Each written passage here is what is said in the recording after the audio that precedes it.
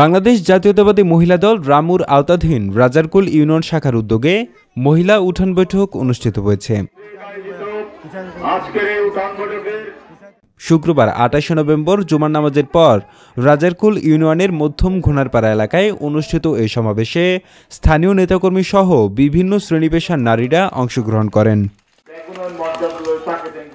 অনুষ্ঠানের প্রধান অতিথি ছিলেন বাংলাদেশ জাতীয়তাবাদী দল বিএনপির কেন্দ্রীয় মৎস্যজীবী বিষয়ক সম্পাদক, কক্সবাজার সদর রামু ঈদগাহ ৩ আসনের সাবেক সংসদ সদস্য আলহাজ লুৎফুর রহমান কাজল। প্রধান বক্তা হিসেবে উপস্থিত ছিলেন রামু উপজেলা বিএনপির আহ্বায়ক মুক্তার আহমদ। উঠান বৈঠকের উদ্বোধক ছিলেন সাবেক চেয়ারম্যান ও রাজারকুল ইউনিয়ন বিএনপির সভাপতি আলহাজ আব্দুর রহিম।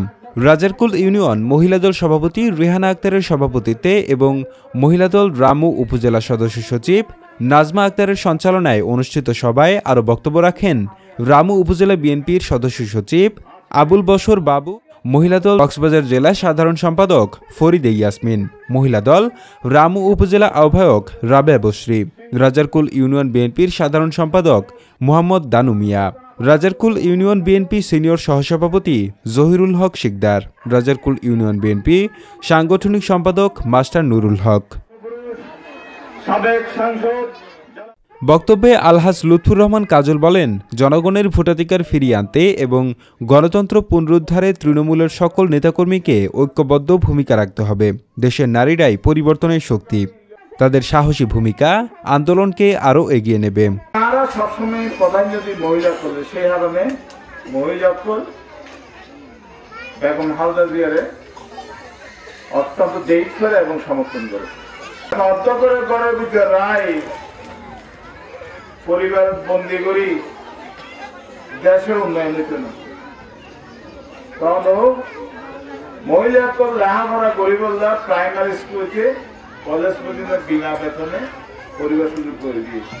বাংলাদেশ জাতীয়তাবাদী দল সবসময় দেশের নারী সমাজের মর্যাদা ও অধিকার রক্ষায় সোচ্চার। বিএনপি ক্ষমতায় গেলে নারীর নিরাপত্তা, শিক্ষা, কর্মসংস্থান ও উন্নয়ন নিশ্চিত করা হবে। আমি মনে করব আপনারা সবাই আগামী ফেব্রুয়ারিতে জাতীয় নির্বাচনের সবাই উঠান বৈঠকে স্থানীয় নারীদের উৎসাহ, উদ্দীপনা ও অংশগ্রহণ পুরো এলাকা জুড়ে প্রাণচাঞ্চল্য সৃষ্টি করে। সমাবেশ শেষে দোয়া ও মুনাজাতের মাধ্যমে অনুষ্ঠানের সমাপ্তি ঘোষণা করা হয়।